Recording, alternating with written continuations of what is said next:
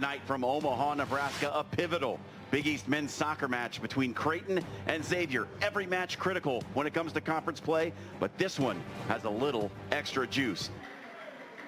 He takes the shot and it's saved by Matt Hudson.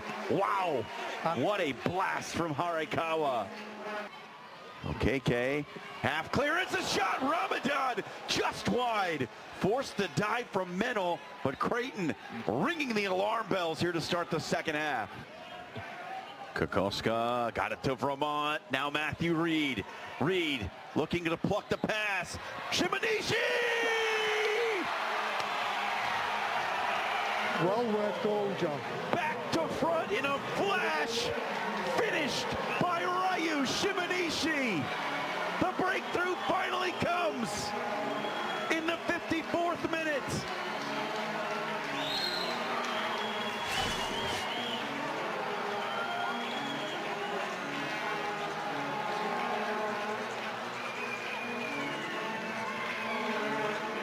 The game was a tarnished coin for Creighton in the first 45. They have turned it to the shiny side here to start the second. Shimonishi in behind. Played through. And a blistering shot punched away. The rebound off the foot of Nedic. Scretchen looking to pick out a cross. Denny! Just skewed it wide. Creighton are definitely playing it a bit more conservative now. And Aria gets in front of the clearing attempt. The chip, he gets it back. Aria the tap in! McGill Aria the hustle play, and he's put a stamp on it for Creighton. Stadium. And the Blue Jays can taste the victory as the final horn sounds. Thwarted, pegged back, and penned in their own end for much of the first 45.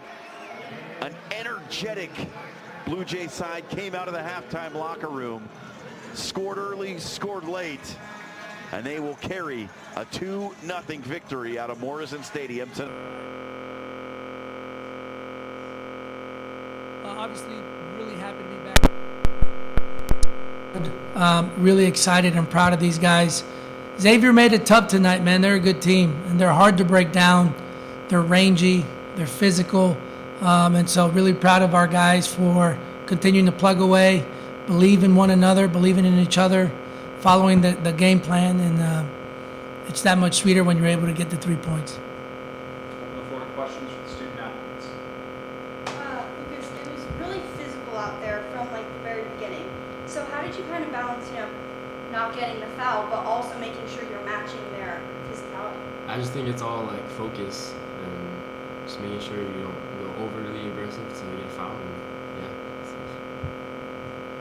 Shimon, obviously, every great take matches like this, it's really hard to break them down if you're really patient. How did you guys stay patient tonight and wait for your opportunities to come? I mean, I knew we can score later, so just communicate well everyone, and we just believe in goal is coming. So yes. Shimon, you guys had one shot in the first half and then 12 in the second. What was the difference between those two in terms of your guys' ability to get offense going?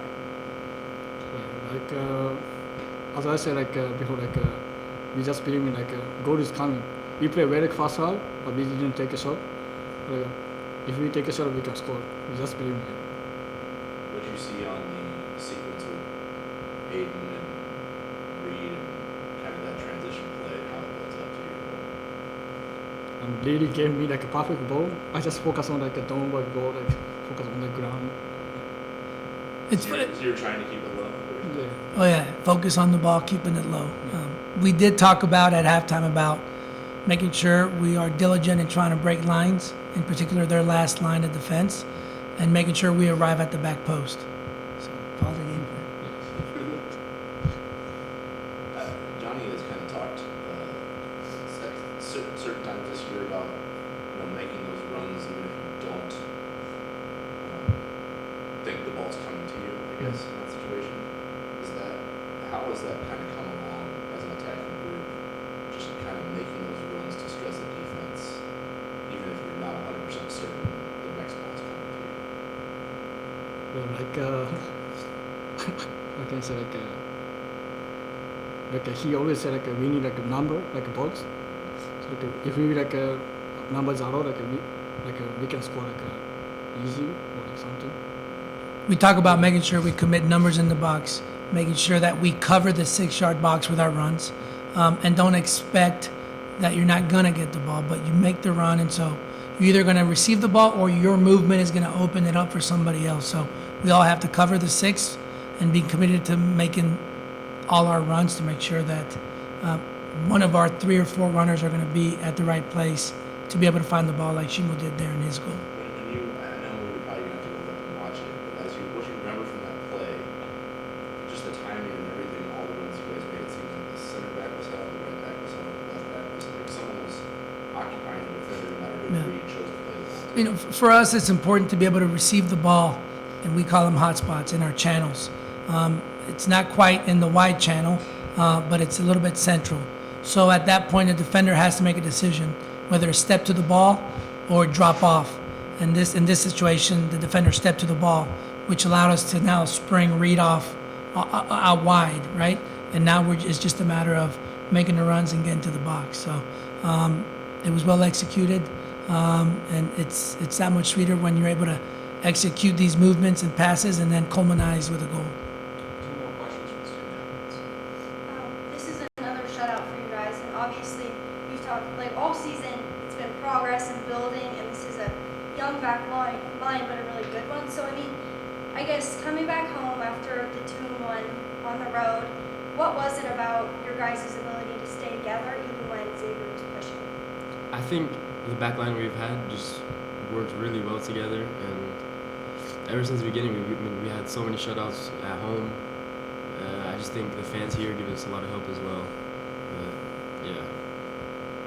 What's the energy like from that you feel from like playing at Morrison, defending Morrison, especially in divisional matchups that kind of are amplified because of what they need from the stands? In all reality, it shouldn't make a difference if we're home or away. But when we're home, it's just our atmosphere like just makes me feel so comfortable and like confident in my game, rather than when we're away. So it just gives everyone like a little confidence boost, and like we're happy together, you know. All right, Lucas, Shimo, thank you guys. Thank you guys. Thank you so much. Vamos. Parcero.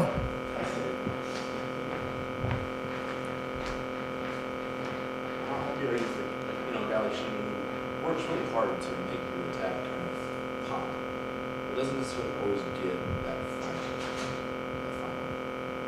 shot. You know, he's super hard on himself. He's a perfectionist on the field. And so I feel for him when his plays don't come off, maybe like he wants it, or if he's in a good position but doesn't get the ball. So I'm just so happy for him to be able to get that winner today to help us get over the hump. But yeah, proud of the entire group. You talked UConn at halftime. You were talking about double movements and how the guys had kind of been pretty direct in the attack, not really like finding linear movements. Did you see that, especially in that first goal from the guys tonight? And you know, was that something that you've been working on to kind of implement? Were you in the locker room at halftime? Maybe, who knows? We brought up UConn and what the problem was, and we were in that same kind of situation at halftime, being 0-0 at UConn, and so that was referenced, and we had to make sure that we were going to be on the positive end of that story this time. So we did talk about making sure that we layered our runs so that we sealed the 6 and hit every spot, right? And Shimo showed it to perfection.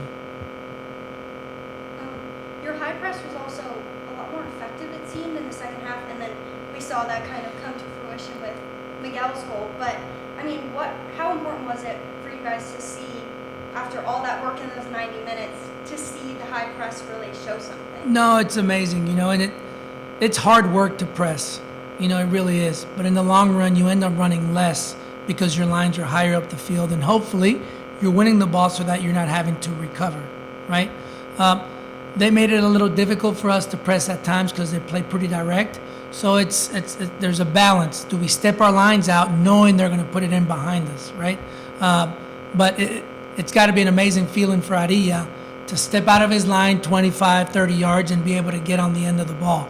So it's just gratifying, and it's a great bonus to be able to cap it off with a goal, knowing that we were on the front foot pressing in tonight's match. What type of an igniter is Maria? Just, it always seems like he's, a movement away from really opening up defense and just making a play. What kind of igniter is he for you? He's a special player. I've always said it.